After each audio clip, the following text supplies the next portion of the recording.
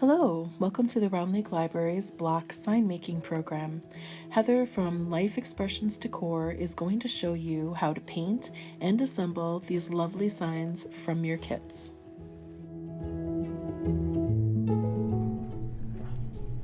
Hello everyone, I'm Heather with Life Expressions, and today I'm going to show you how to make this adorable little block. So the first things first is that you are going to receive your little packet of goodies from the library, and you will have all the supplies that you should need.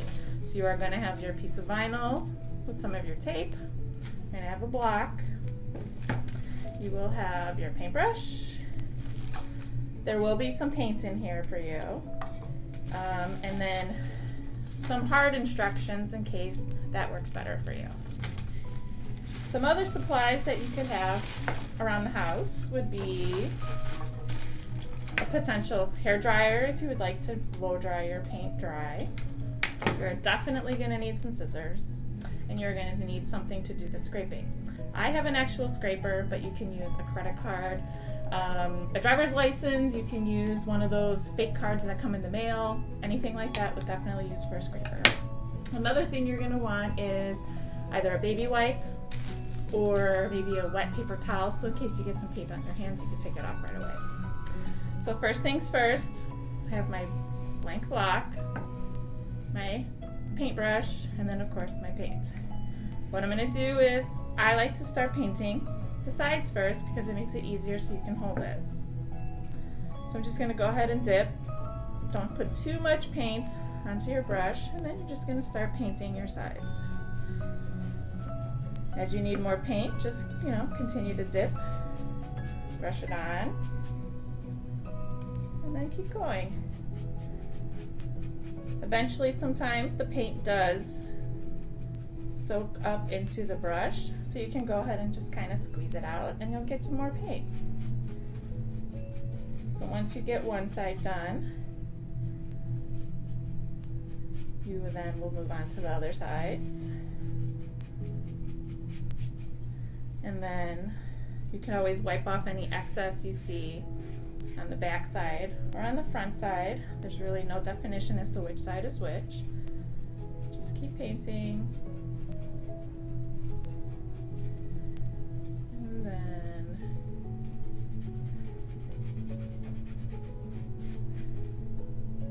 keep on going all the way around.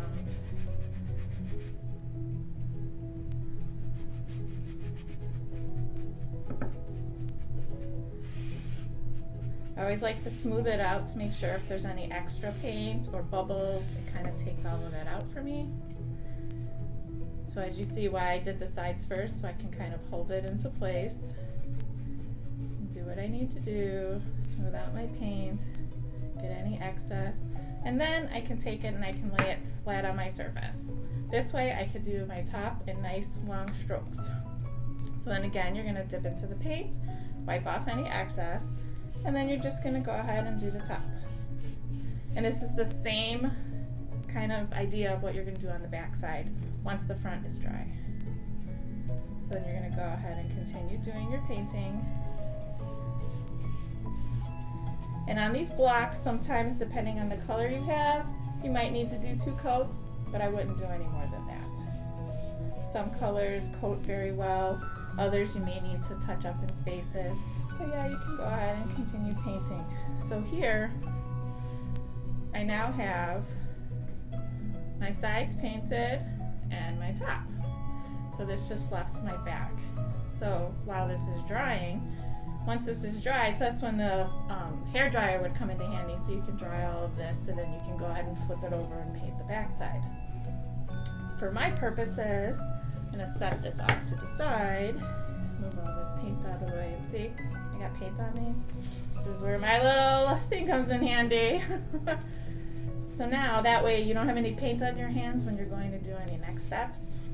So now that I'm all clean, I already pre-painted one, so it's already done and dry, so see how it looks. Back side, front side, everything is done. This one does have 2 coats on it, so this is completely finished for me. So now you're gonna move on to the spot where you're gonna do your vinyl. So that's where your little scraper, your scissors come in handy. Of course, your piece of vinyl and a couple pieces of this blue tape. The reason why I gave you the blue tape is because you're gonna tape it on here. So now I'm gonna take my vinyl saying, and I'm gonna position it on here. The blocks pretty much kind of line up really nicely. So you can kind of just lay it there. Some may not have a border on it, so it'll hang over, some will be under, you know, just kind of center it in there. Then you're gonna take your, this is where your tape comes in handy, so then you're gonna go ahead and tape it in the middle to make sure that you are taped down. Tape it along the sides. So see, I wrapped it around the sides. It's wrapped in the middle, so that way my piece of vinyl is not moving off of my board. And then I'm going to use my little scraper. So whatever you're using, then you're going to scrape one side. And you're going to like scrape this a handful of times. So after you scrape this a handful of times, then you're going to go ahead and you're going to peel. So what you're doing here is you are peeling the top sticky paper, which is where your letters are, from the back side, which is just plain paper. So then you're gonna go ahead, peel it nice and slow, making sure nothing is coming up or ripping. Peel right to the middle where that tape is. That's kind of your stopping line. Then you're gonna go ahead, grab those scissors that I asked you to have, and you're gonna go ahead and cut off your piece of paper so that you're gonna be like this. Put that to the side. You're gonna go ahead and take your words and you're just gonna pull them right back down where you got them from and just kind of give it a little push down. At this point, you're gonna go ahead and take off your tape because we don't need it anymore. So see now, it's this half out of the border already. Pretty cool, right? So now you're gonna go ahead and take your little scraper again, scrape your other half. Again, just a handful of times because you just need to loosen up the vinyl letters from the paper backing. And then again, peel from the opposite side. And you're just gonna peel like you did on the first half. This time, just all the way until the paper comes out. And then again, just make sure nothing is there, fuzz or anything. Just go ahead and put your letters back down. So now, this is how we are. Perfect, right? Great. Now we're gonna do the last step. Again, the little scraper. Now we're gonna go ahead and scrape the whole thing. This one again, handful of times should do it. Now we're just adhering the letters to our piece of wood. When you're ready, then you can go ahead and start to peel. This is where you are going to peel. You're going to peel off that sticky paper and you're going to leave your letters onto the wood. So kind of like this. You're just going to go nice and slow. Take your time because we're not in any type of a race. Making sure your letters are sticking. Now, if your letters are not sticking, you're going to want to go ahead and put this back down. Go ahead and do a little more scraping and then go back and try and peel it off again. The goal is to get all the letters stuck to your piece of wood so that your sign will be completed.